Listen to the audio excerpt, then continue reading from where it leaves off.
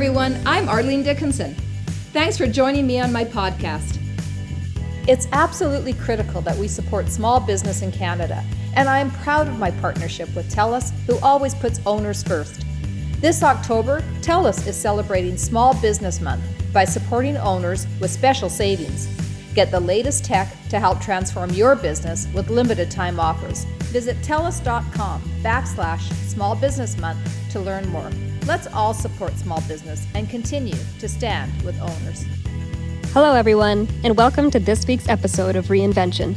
Today, Arlene chats with TV personality Drew Scott. Most famously known for his and twin brother Jonathan's incredibly popular TV series, Property Brothers, Drew speaks on how hard he had to work and how versatile he needed to be in order to reach the fortunate position he now finds himself in.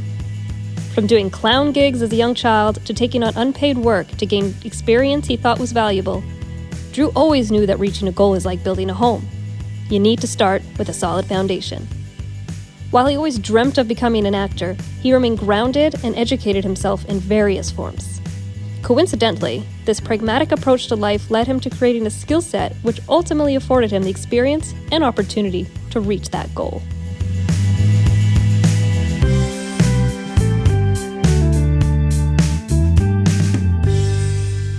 Drew, first of all, really nice to see you.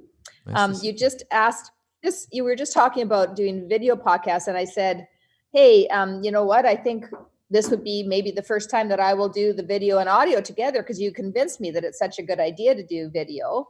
And then you told me that you may not be wearing pants, and I don't know. Now I'm just like, well, we'll never know. I mean, your listeners can always guess. Oh. There, okay. Anybody watching this instead of listening, now you know if I'm wearing pants or not. Of course you are. Well, first of all, it's very nice to see you again. Like I try to think back to the last time I saw you. I think it was during TIFF. Yeah, I think it was at the Producers Ball a few years ago, and it's just, you know, we're all over the place filming U.S. and then we come to Canada once a year for filming, and whether it's East Coast or West Coast. So it's almost nice when we have been up in Toronto that we have so many friends and family, and our production company is based out of Toronto. So it's almost like one of those high school reunions where we get to see all of our old gang. So it has been a while. We're due for a catch up. We are. Well, that's why I'm excited. Well, I found out I was doing a little bit of homework on you because, you know, you want to be prepared. And I found out we have two things in common beyond that, just the good humor that we share in common and the good looks that we share in common. Obviously, I mean, humility. You know, and humility. Yeah, that's right. I mean, I don't know what else. I'm older than you, and I'm far more successful when it comes to marketing than all of your. I have so much to learn from you. I could decorate a room and renovate a house better than. Yeah, there you go. So what else could be similar? Yeah, what are these two things?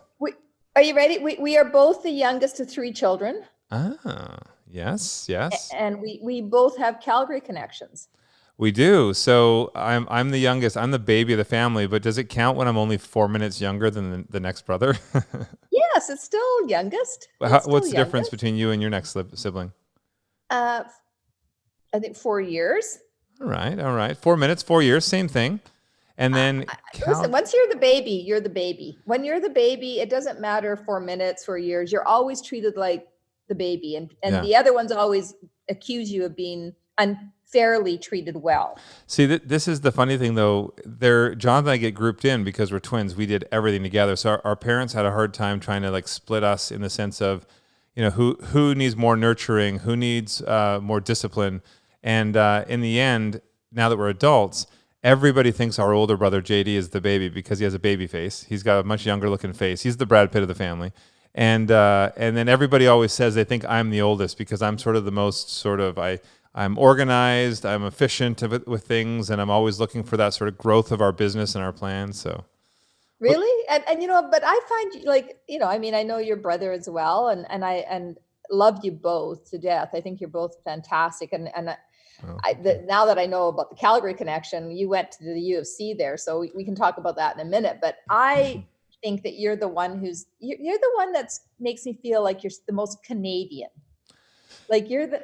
I'll take right? it. Yeah. I mean, I think maybe what I would see from the meaning of that is like I love talking with people. I love meeting people. And it's not just, I'm just not going to spark up a conversation because it has to do with some sort of aspect of our business, like networking. I love meeting people and hearing their stories. And so it's always funny, Linda and I will end up in a half-hour conversation with the busboy at a restaurant that we would be at because there was something really cool, or they were wearing something that we like, a pin for a charitable organization or something. And we just love that because everyone has a story. And again, I mean, that's the basis of our podcast too. It's sort of everything starts at home. Everyone has a story, and it's just, life is fascinating to me. I'm with you. And I think, and maybe that is what I mean by Canadian. There's an inherent interest in other people's lives, and in a way that is about us all kind of being interconnected and interdependent. And I think that's really, for me, one of the things. I mean, we'll come to to what's happening with the pandemic, but to me, the pandemic has really underlined that, about this connectivity we have and crave and need and desire, and storytelling, and the ability to hear each other's journey makes us feel less alone, makes us feel less afraid, makes us feel like, there's hope, that there's opportunity. And I don't think we do it enough. But your story, honestly, Drew, your story is, I didn't, I was reading about it and I'm thinking, I didn't know a quarter of the things that you have done. And you have reinvented yourself like 1,000 times. We try. Does that make us overachievers, or is that, I mean, I just love focused or very focused. I mean, and you hear people that do say, taking on too many things is just spreading yourself too thin, but it's not necessarily true if you do it the right way, or if it's sort of moving along a path.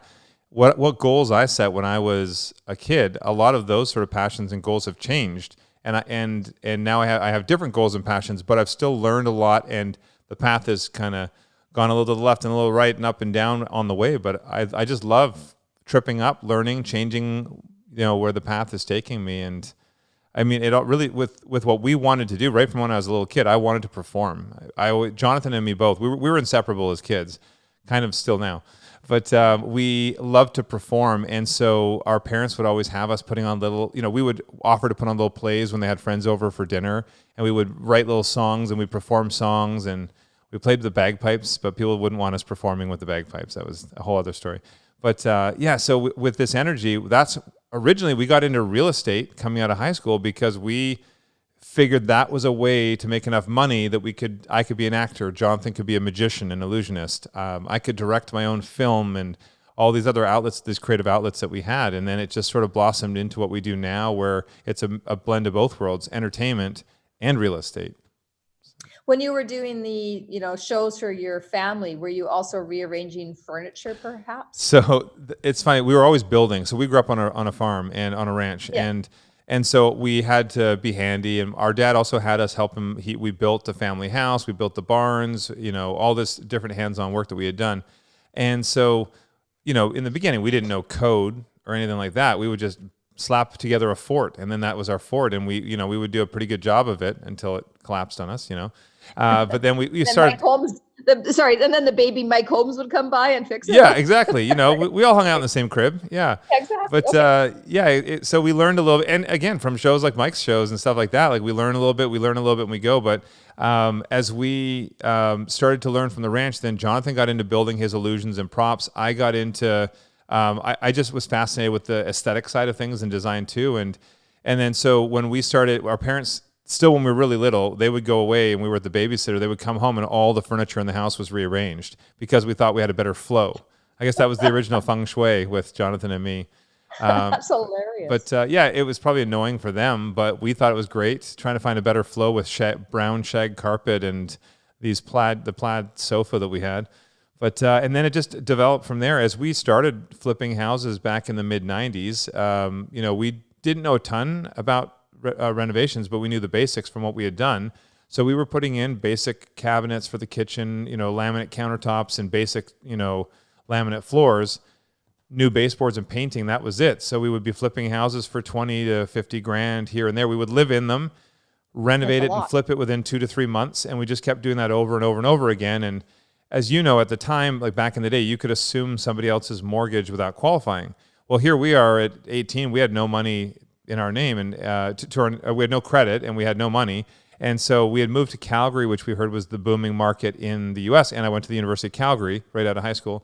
And so as these struggling students with no credit and no money, we realized, oh, we can assume a mortgage, take over someone's mortgage. And as long as we made the payments after a year, it takes the previous owner off the hook and we're free to, keep it, sell it, whatever we want.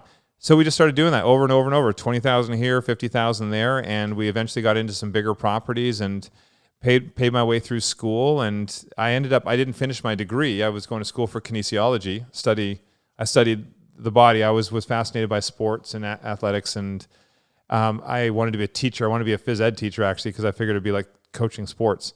And then this real estate side really took off, and that's what ended up creating opportunities for Property Brothers. But all through that whole period of time, so you were doing the house flipping as a means to an end to go to university and then eventually become an actor because that was your passion. But you weren't doing that because you thought that was going to be leading into an acting career in and of itself, right? And if like the reality TV shows you do really kind of came out of this necessity you had. Well, really, that's it. The whole reason I studied kinesiology is because I'm an analytical brain, and I like to make sure that I have more eggs in my basket than just banking on one thing. And so I was being realistic, and everyone around you tells you too, being an actor, making it as an actor, 1 in a million people make it and whatever else. And my thought, even as a young kid, when I wanted to be, I want to be like Tom Cruise, action superstar. But I always thought, I'm like, it's not 1 in a million that make it. It's that there aren't as many people that are as driven and passionate as me. And I said, I know what I want. I'm going to make it happen. And I would create as much momentum as I could. And as I got into real estate, I wanted to make sure I had a backup just in case it didn't work out. So I was going to get my degree as a teacher. And even with my degree, I did a minor in math because having an activity like for phys ed, but having a minor in math was making me a very rare commodity as a teacher because I have an academic as well as a sport. Right. Then I didn't end up finishing that because the real estate took off, which as I got closer to wanting to be an actor or going back to auditioning, I moved back to Vancouver, which was a busy market at the time. But I started being put out as a host because now I had built up a real estate company over the years. I had knowledge as a real estate agent, and they thought I would be a great host because I had done improv and sketch comedy, and I was good on my feet. And so all of a sudden, I remember thinking in the very early days when they started wanting to pitch me as a host for real estate shows, I'm like, lame. I don't want to do that. I want to be an action superstar.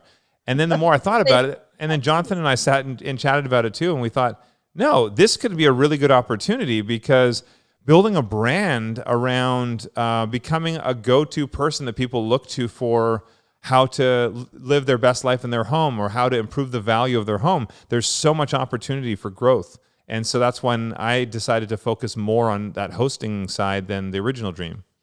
You're born in Vancouver. You moved to the homes that your parents are doing is in Alberta, though, right? Yeah, so it was just south of Alberta in High River is where they met in Banff way back in late 50s, early 60s. So they've been together 55 years now, and they moved full circle. We moved to the Vancouver area, and that's where we were born, and then right full circle back to the Rockies again. And their love story is amazing to me, and the amount of support that they gave us for what our passions are for all three of us boys really it's shaped us to who we are today. What does your older brother do? JD is actually a host as well. So he's had shows on, he did HGTV and he had Great American Country. We make fun of him because his show that he had before was going around and testing amusement parks. So it was all American amusement parks, and he would just eat the food, play the games, and test the roller coasters. And then here we are, like we're knee deep in dirty renovation and all the stuff that we do that takes forever, and he's just playing. But that sounds like a good gig. And we have him on our shows too, like Brother versus Brother. We have him on too. It's just fun for us to be able to work with family. I really, that's one of the biggest aspects of our job that I love. I get to work with family, and I get to help families. I really think that that's important because the purpose that you have. I talk a lot to people about how you reinvent yourself. And one of the things I talk about is the importance of having a core purpose in your life, because no matter what your career is or what you might be trying to do, because I'm very much like you, I can't try enough things. Like if somebody wants me to go and, do whatever, I'll go, yeah, I'll do anything once, like anything. I'll try anything once. If I'm good at it, I'll do it more than that. But if I'm not or don't really love it, I'll just dismiss it. But at least I have that experience of it. And I think that there's something magical about knowing what it is that you get up every day to do. And for you, it sounds like you're driven by helping family, yours and others. For me, I've been driven by first by my family, and then now my purpose as my kids are older is really all around helping entrepreneurs in Canada. But that guiding light is everything in life, because then that gives you permission to try all these other ways to express that purpose and still enjoy it. And how did you, so I guess coming back to a question on that, how did you hold on to the acting part of it? Because you got engaged in so many other things. I mean, weren't you like, I read you like worked in a bikini. Did you work in a store that sold bikinis or something? No, that was Jonathan actually did. So it was like a swimsuit and bikini store. And it was just one of the things when we were young, we still had to make a living as we're trying to like move towards our goals. And so this is somebody we had met had a swimwear store. And so Jonathan became their manager because he was smarter when it came to how they could market their brand to compete with the big stores that were already known. But I've done 101 jobs. I mean, if you name something, I probably have some way I've done it, from carpet cleaning to serving to, I don't know, like an air conditioning repair shop, like door-to-door salesman. Like I've done a ton of things that were helping pay the bills a little bit. But while I did some of that, I always stayed focused on the bigger picture of what I wanted to move towards. And again, I think one thing that really helped us, especially when it was coming to me trying to understand production, we now have our production company, Scott Brothers Entertainment. We're the largest producer for HGTV in the U.S., and I think one of the largest for Chorus and as well as Discovery in the U.S. And to get there, I mean, I had to make sure that I wasn't too proud to try and learn and understand the ropes. So I remember when I was younger, I wanted to be an actor, but I also wanted to understand production. And so I volunteered to a production office to say, hey, you're shooting these films, you're rolling over from one film to the next every few weeks. I said, I'd love to come in and I will grab sandwiches, I'll answer phone calls, I'll do whatever you do. And this is while I had a successful real estate company. So they're used to having students that come out of film school that would be doing these jobs that pay next to nothing. And I said, I don't care about the pay. You can keep the pay and I'll work 5 times as hard as any student that you have that comes along. I just want to learn how you do all the things that you do to organize the budget, scheduling, logistics. And I was fortunate, the production manager approved it. And so I came in, I was the second assistant coordinator, literally grabbed sandwiches and answered phone calls. I was there from 6 a.m. until about 8 p.m. every day. And I learned, and after that first show, they brought me back as the coordinator. After that show, the producer brought me back as the PM of the next show because I was very good with numbers and budgets. And after that, I was line producing and working on a couple other films. So within a short period, because I didn't have any ego to say, I'm not going to do that to get ahead, I was able to help forge that path to where I wanted to be. See, I love that. I love that. There's something about it. It's not work ethic. If you say work ethic nowadays, especially to some generations, if you say, oh, you need work ethic, which generally they translate into working 18-hour days, that's not really what work ethic is. Work ethic is being prepared to do whatever you need to do to learn about whatever it is you're interested in. And if that takes extra hours to do it, or doing 3 jobs, or it's not work anymore. It's really just trying to express yourself through life and through what you enjoy and what you want to learn. I don't know why people don't do more of that, because I always said, I want to say on my, when I die, on my grave, I want them to, say, she didn't waste a minute. Like I don't want to waste a minute. See, that's one of the things I think that I learned young. There's so many things our parents instilled in us, and then also what I just learned, I was always picking the brain of everybody like yourself, everyone who mentors people out there. I was always looking for somebody to mentor me and to learn off of them in every aspect of what I was trying to do. And the whole idea of wasting time, like when people thought, I don't want to put that kind of effort in, I just want to have it. I'm like, well, you have to understand though, if you want to have it, you have to work hard. Nothing worth having comes easy, or for most people it doesn't. And so I actually had I can't remember who it was, if it was my mom or dad, but they had me break down how many hours I watched TV, how many hours I would go and play basketball or whatever else I would do, how many hours I would just lounge around and do nothing. And once I laid out all the hours, along with the things that I wanted to achieve, because even as a young kid, we started our first business at 7 years old. We had all these, this drive. As one does. Yeah, as one does. And I can tell you that whole story too. It's funny, but the whole thing I realized is, when people say, I don't have time to do whatever it is, I don't have time to do whatever it is, naturally, us as human beings, we fake ourselves out, making us think we don't have time. But the moment there's something that's a passion or something that's exciting, or if there's some girl that you liked and you wanted to go on a date, suddenly you have time to do that, but you didn't have time to do all these other things. So I learned to stop telling myself I don't have time, and that's why we film we do 45 renovations a year for our shows, 45 hours of programming for HGTV. The next closest host in our genre, I think, does 10, maybe 13 a year.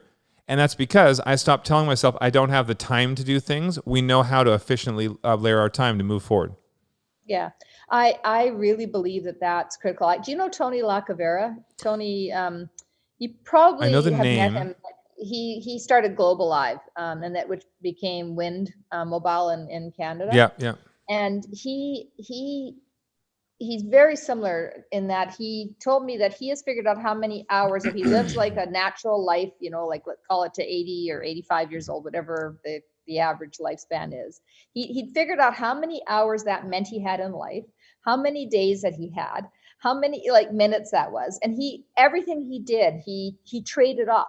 Okay, I can't get that minute back. I can't get that hour back. I can't get that day back. Did I do something with it? And I think that is really the key, because you never know when it's all going to change or end, right? Of course. You don't know. Well, especially if you look at entertainment. I mean, this is the 11th year we've been doing our shows. Most talent with shows don't last more than a year, maybe 2 or 3. And we're on to our 11th year. And we were very fortunate that our audience connects with us, and we're the top shows on the network, which thank you to anybody listening who watches our shows. We really love you guys, and we do what we do for you. But when we think about that, we always have in the back of our minds, what's our other plan? Because if for some reason tomorrow nobody wants to watch our shows anymore, we don't want to be sort of back to square one. We've always wanted to move forward. And actually, I love, if you haven't read it, it's worth reading the book Essentialism. Greg McKeown is an amazing author and inspiring person, and essentialism is all about the act of doing less to get more out of life. And like you were saying with Tony, was it? The idea of prioritizing your time, because you only have enough time for so many things. And for me, family is the most important thing. We've really enjoyed doing a lot of programming for our shows to help other families, but my family, I want to have kids. I don't have kids yet. So this is where we're always reassessing and evaluating where we allot our hours, because I want to make sure that I'm young enough to be a dad who can actually get out there and have fun and play with our kids and whatnot. So you're not scheduling sex in order to have. I mean, ask Linda and she'll make fun of me for that. But I'll just say this: I put everything in my calendar. Everything. Oh, geez. So don't let that calendar get ever lost. Or maybe actually that could be a show. Yeah, I'll pitch a show to you. Do a show about being a little bit older, maybe not as old as I am, but maybe, and being single, and what you need in your home and your life to succeed and to be happy. Because it is a very different thing than what you need when you're younger and you're just trying to build a home for your family. It's a whole group of people, and particularly women, I'd say, who really kind of reinvent themselves in their entire surroundings and what they do with their time and how they structure their lives. Oh, yeah. I think it would be fascinating. And obviously, there are so many people that can relate to that sort of an experience. So when did you know through all of this years of growing up, starting a business at 7? I don't know. What business did you start at the age of 7?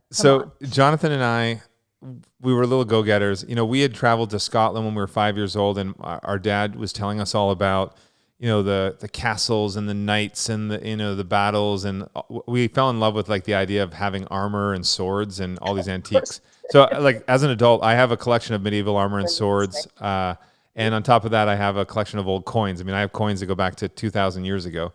And it's because I got hooked when I was younger. So after our trip to Scotland, Jonathan and I were like, what can we do? We're going to be going back in a few years. We want to be able to buy some old swords and stuff. And so we started thinking how we can make money to be able to save and then buy these swords. And we thought paper routes, everyone does that. And I don't want to get up at 3 a.m. And, whatever else for other little businesses, lemonade stands, no way. So we thought, wait, if we actually we saw these decorative hangers at a craft store. And it was just nylon weaved around a hanger. Yeah, the little clothing hangers with a little rosette around it. They looked pretty. So we can do that. So we started selling those door to door and family friends. We started selling. We had one woman who had a chain of American paraphernalia stores in Japan. She started buying them from us by the thousands. And so here we are at 7 years old. We hired on our older brother. Our mom was helping us. Friends were helping make them. And we're just watching cartoons while we made hangers. And we did quite well until we moved on from there to our next venture as clowns. And clowns didn't quite. I'm still a clown. Yeah, it was. It's just that the hangers. It was a lot of work to sell these hangers for whatever we were selling them for, $1.75 a hanger. And clowning was fun because we had so much energy and we loved to entertain. And so we, at first we worked for Parks and Rec. They put us through a course, and the course was like a month course or something like that every weekend.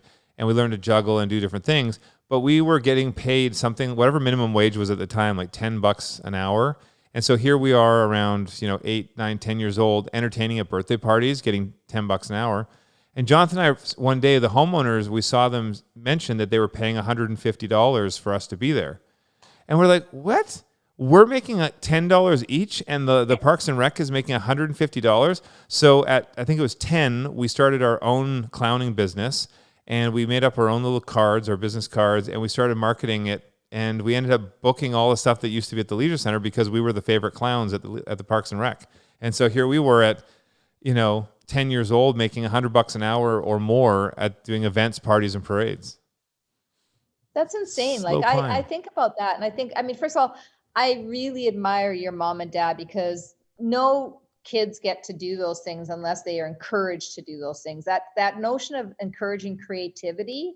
Yeah. Playing with your children, learning from your kids, just getting back into play is so important. And for some reason, people think that we get more rigid as we get older and we lose this creative edge. And I think creativity is like literally everything. We can't solve a problem unless we imagine, kind of what that solution could look like before it is, right? And so I love that your parents let you guys do that because it must have been, you're 10 years old and you're going to the park to be clowns. What? Well, it's funny. You think like a lot of parents, it's overwhelming. I feel for parents, especially with the energy Jonathan and I had. Our older brother was a little quieter, but he was a headache for my parents in a different way than Jonathan and I were because all kids are a headache at times. I mean, let's be honest. I can only hope that I have sweet children that don't have as much energy as I did. No. But what I thought was really great. Yeah. I thought it was great that they harnessed that energy and they found outlets for it that were very positive. And the way they encouraged us too, that they always encouraged us when they had friends over, they didn't want us to be the shy kids in the corner that were afraid to talk when adults were around. So they always encouraged us to be out in front of the adults talking and performing or doing something, which made us more comfortable in our own skin. And even advice too, when we were young, having these businesses we're starting, I can remember my mom saying, there's always a way to the top without stepping on people along the way. And stuff like that, or my dad telling us, everyone out there people will want to tell you no. Nobody's going to work as hard for you to reach your goals as yourself. And so if someone says you can't do something, find 5 ways to do it. And those little bits of information at that time, I didn't think about it, but now as an adult looking back, that shaped who I am and the drive that I had to move forward. And I'm really glad that they took the time to instill that sort of confidence in me. Drew, when you think about, are your parents in Canada still? Yep. Yeah, they are. They live in Alberta. So I'm really curious when you think about, coming as a Canadian, you both live in the US now. You and your brother, and you have your very successful company. You have production studios up here, you probably identify as much as, an American as you do as a Canadian, just simply because of where you're living. Tell me, I think it would be interesting for people who are listening to us to hear your point of view as a Canadian living in America at a time of global reinvention, at a time of societal reinvention, at a time, we can talk about our lives and that's super interesting, but everything we do is in the context of what's happening in the world. Mm-hmm. So our lives can only be as good as what's going on around us. Yeah. Sometimes. Curious, what goes through your head with what's happening down there? Yeah, I mean, it is, it is a scary time in many different ways and for many reasons. And as well, too, we have one of the most important votes coming up for us here in the U.S. in, a matter of a couple of weeks. And so it's,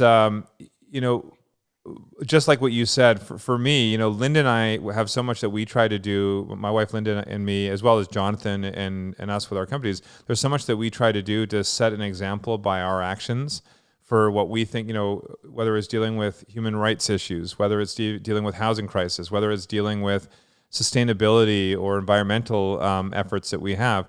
And it's scary when you see the bigger picture of how there's so much miscommunication out there. There's so much hate out there that is causing a lot of problems.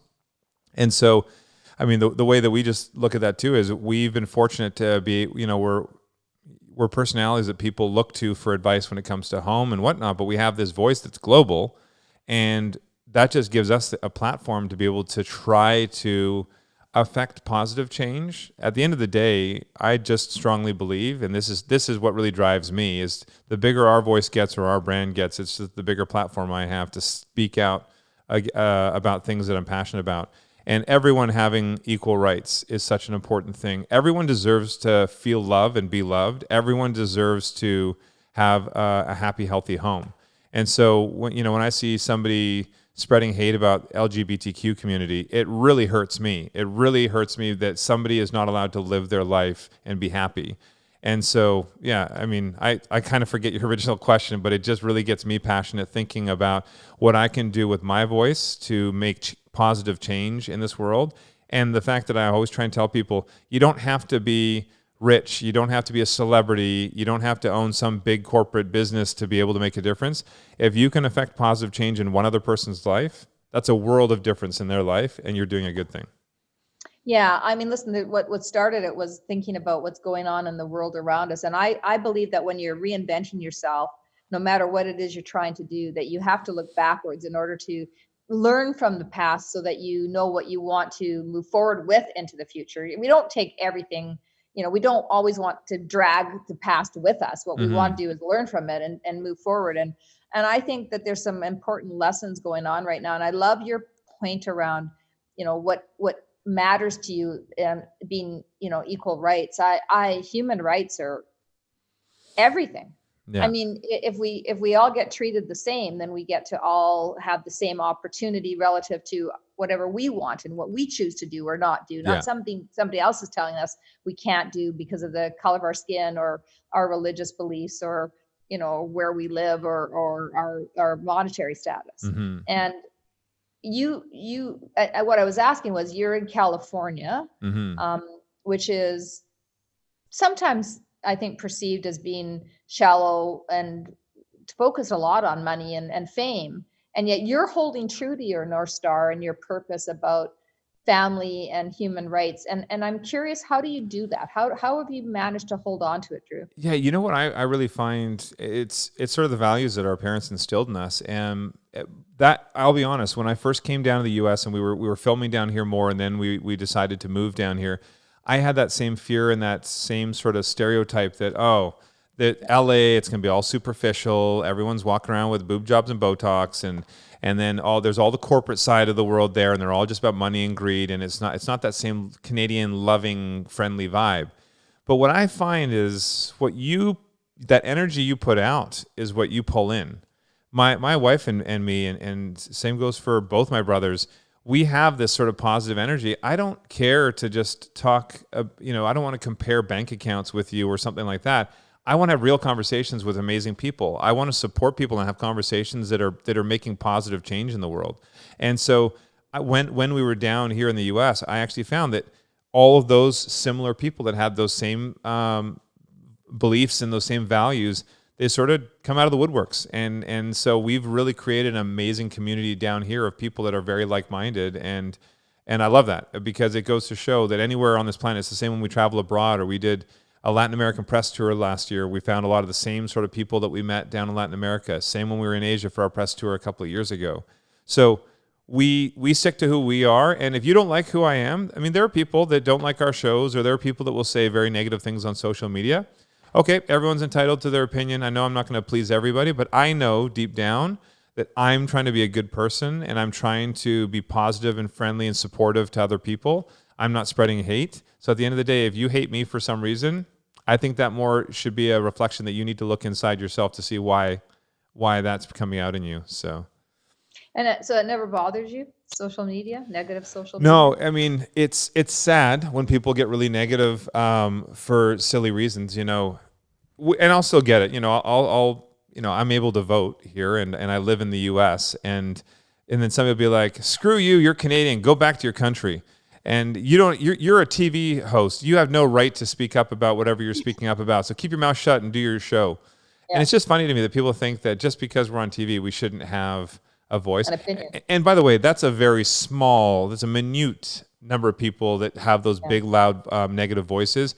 The majority of our community is very supportive.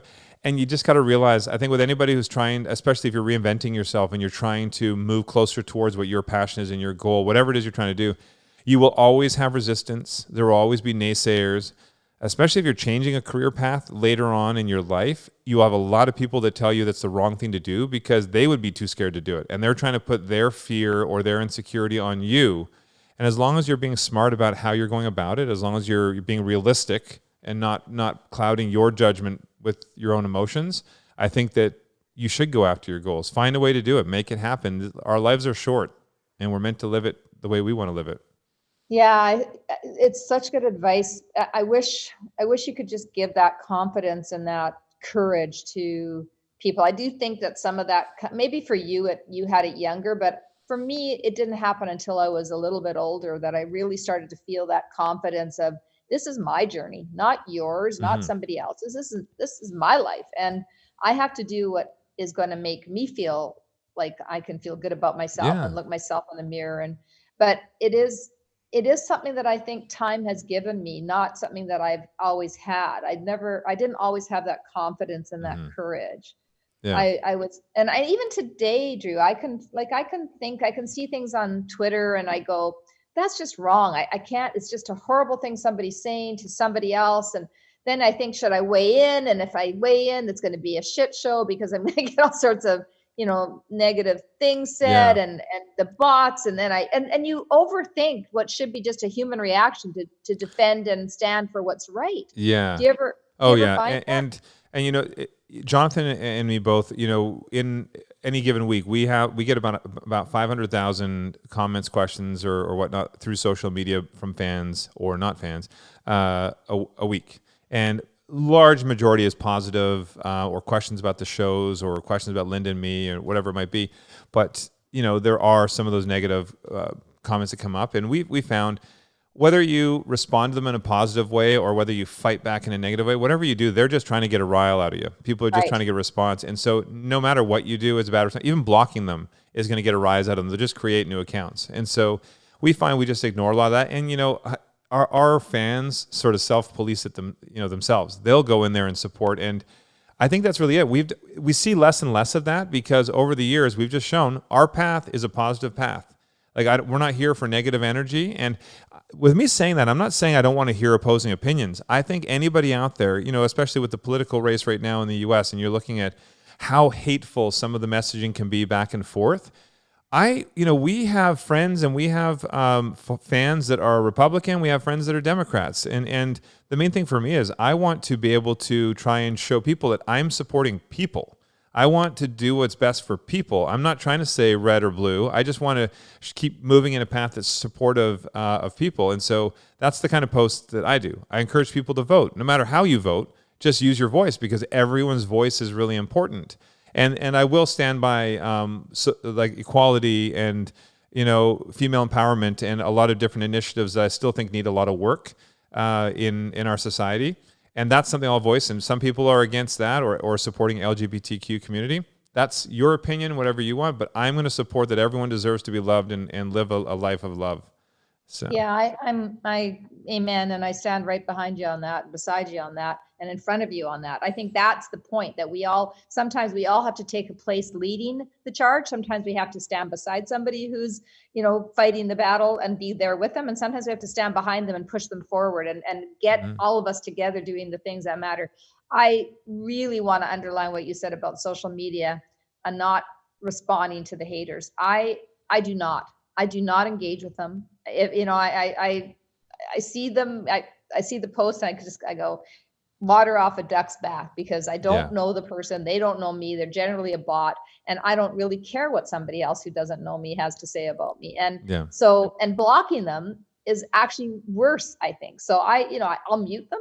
I mute a Yeah. lot of people because I just don't want to see it. Yeah. But blocking, they know, and then you're in trouble. Exactly. I was told at a young age, again, I can't remember who it was that brought this up as an analogy, but I actually quite liked it. And it was to do with whatever your passion is and whatever you're trying to move towards, or your point of view. And, people who differ from your point of view, or people who aren't standing out from the crowd to speak up the way that you are, they have insecurities. They have their own insecurities, and it's a natural way that they'll try and bring you down. So also, when I was young, I don't really drink. I don't drink very much. Every now and then I'll have a glass of wine or a Shirley Temple, whatever. That's my favorite drink. Anyway, but when I was younger, that's your favorite drink. It is. It's just, it makes me feel like I'm on a beach somewhere. But anyway, when I was younger, though, I didn't drink until much later. So a lot of my friends were out partying, and a lot of friends were out smoking. And I grew up in Vancouver as well. And so everybody smokes pot out there. I'm the only person on the planet, I think, that's never smoked pot. Anyway, so I found that constantly people were trying to peer pressure me because I didn't drink. Oh, come on, just have one. You got to have just one. Or what? I'm smoking, you smoke. I don't want to smoke by myself. Come on, just smoke. And all that these people were doing nonstop is they were jealous, subconsciously possibly, but they were jealous that I was doing something that they weren't comfortable doing yet on their own. And so they were trying to pull me down. Or when I would work out, and I was really into training and working out, and I was, trying to be an athlete.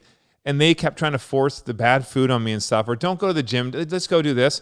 And I realized that it's exactly the same in business. It's the exact same in any passion and goal that you try to go after. The moment you step out to try to do something different, other people, even people you love, will try to pull you down because of their insecurities. And just, there's a nice way to let them down and say, no, I'm doing this because this is something that's important to me.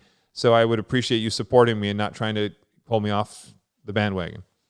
Yeah, that's another piece of good advice for anybody who's listening to the podcast about, reinventing yourself. You will always have what I call frenemies, people who are supposedly your friend, but they genuinely just can be your worst enemy because they're the ones who try and, Drew, you shouldn't do that. I mean, I know you. You're not going to really, do you want to, why spend the time and effort? You should do something else, I think, or you should think about something else. And they're the worst because they're the people you trust the most, and that you listen to the most, and that you believe know you the best. And so when they tell you not to do something, you kind of go, oh, rats, like maybe they're right. And you start to get your own insecurities. And it's so important that you just say no. Yeah. Well, that's why I want to, huge thank you to my parents and my brothers and obviously my wife, Linda, as well.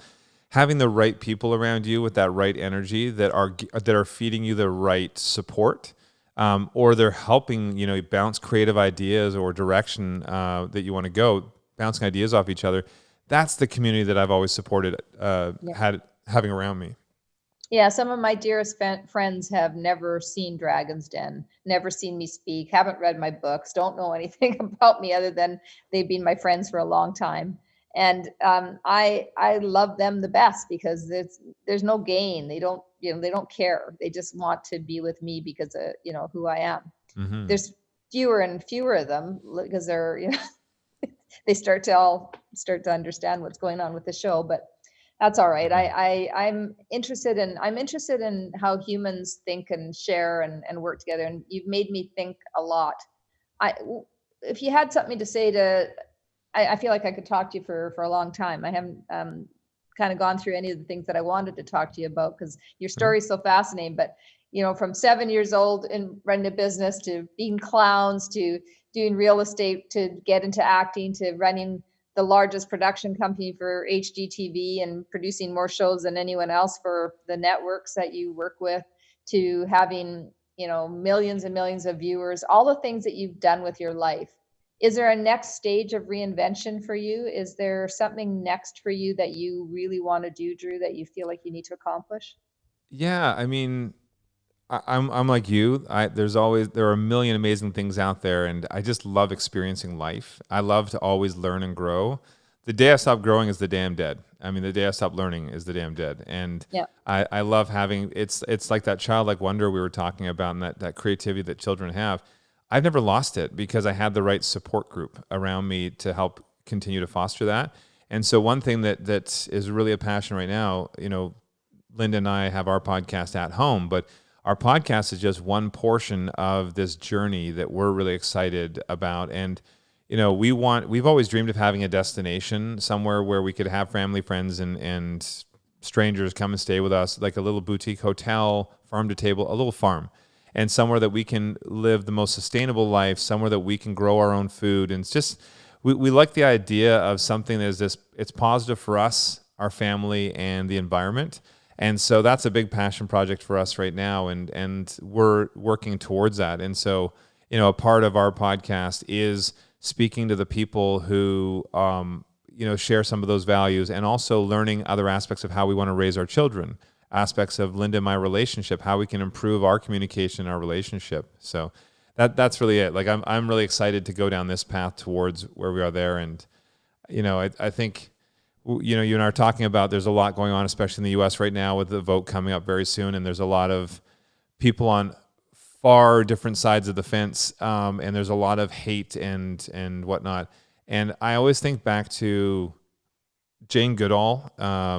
She's come across a lot of hate over the years, and she's had a lot of fights that she's had to be a part of. And the way she's always said that she approaches life is, from what I've heard from her saying, is that she never attacks the other side. She never goes in when people sort of have a certain message or agenda and they go after the other side with that. It always just puts up a wall on the other side. Well, we don't want to build walls. We want to build bridges. And so the idea of trying to open a door or open a bridge of communication with somebody that has an opposing view, it's probably a better way for you to learn from them as to why they're so strong about their opinion. And hopefully both of you will learn and grow that way. And so I think that's, for Linda and me, that's something that we're really focused on, is trying to better understand those opposing sides, to try and find a way to open up their minds to a more positive society for all of us. Yeah, well, I know you will accomplish it, because I know that you're driven, and I know you're purpose driven. And I'll share one final thought with you.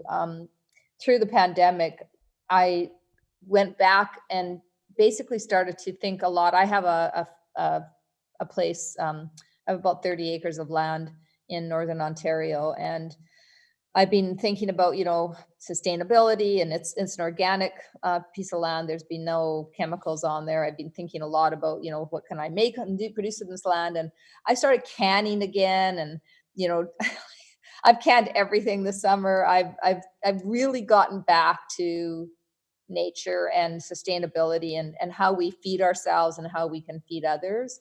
And what you talked about in terms of a farm where you can invite people into a conversation, a genuine conversation where you can disagree respectfully, where you can have tension between each other, but it's a healthy tension, where you can enjoy good, healthy food and nourish your soul and your body at the same time. To me, this has really become a defining moment in time to think about what matters in life. And I think what you're wanting to do in the future is at the core of what matters in life. So I really hope you do it. Well, I mean, hey, at the end of the day, family is everything, and also our planet is a big part of it. So if we don't have a planet, or a healthy planet, because of how we're chipping away at it, then we're going to be dead out of water. So there's something we all have to do. I'm telling you, with your farm, I have so much up here just from what we've learned over the past years. If you want to talk regenerative farming, I can give you some great ideas for your place. Oh, I do, Drew. I will take you up on that, because I've got bees now. Nice. I have honey that I did this year. It's just been, honestly, I feel like I could probably, put on a pair of jeans every day and live on that land and do nothing but think about how I can turn that land into something incredible to help nurture and help others. So maybe our dream for the next reinvention is very similar, and we can share ideas on it. We'll all live on a farm together. You can come build me a barn. Could you do that? There we go. It'll be the most stylish barn you've ever seen. Your horses are going to be happy. I don't need horses. I just need a barn. There you go. Yeah. The horses sound like too much work, but maybe. Well, Drew, thank you so much for spending the time with me. I wish we had more time, but I know I promised you I would stay to my time here, and No. I appreciate. Is there anything you want to say? Anything final you want to say? I'll give you the last word. I mean, this has been a lot of fun. I just love being a part of trying to inspire people the way that you do too. So, I mean, I think there's so much. Don't look at life, for anybody who's looking at reinventing themselves. I mean, I don't like to think of life as a competition. Like people say, are we in competition with the other hosts on HGTV? No. There's more than enough room for all of us. There's more than enough room for everyone to be successful out there. If you are passionate about something, move towards it. Find people with similar passion that can help push you in the right direction or be along with you for that journey. But yeah, thanks for having me on. It's been a lot of fun. Thanks for inspiring me. You've given me lots to think about. You're a really great human, so I really appreciate you taking the time. Thank you. The next time you think you don't have the time or ability to reach your goals, remember Drew's story. From an early age, he had found his core purpose, but knew that he couldn't afford to not work and only pursue acting. Working within the context of this reality, both he and his brother began to identify opportunities that would provide expertise and income to finance their dreams. I know what you're thinking. This is usually how people spread themselves too thin. But that's not true. As Drew demonstrates, when you've planned it out correctly and have the support needed, you will succeed. And those frenemies that are trying to take you off course with bad advice in the form of a reality check, keep them at a distance. Stay safe and stay human. Thanks for listening, everybody. This podcast is made possible by the great folks at Venture Communications. Thanks to our engineers, writers, producers, and all the folks who work really hard to bring you these great stories of reinventions each and every week.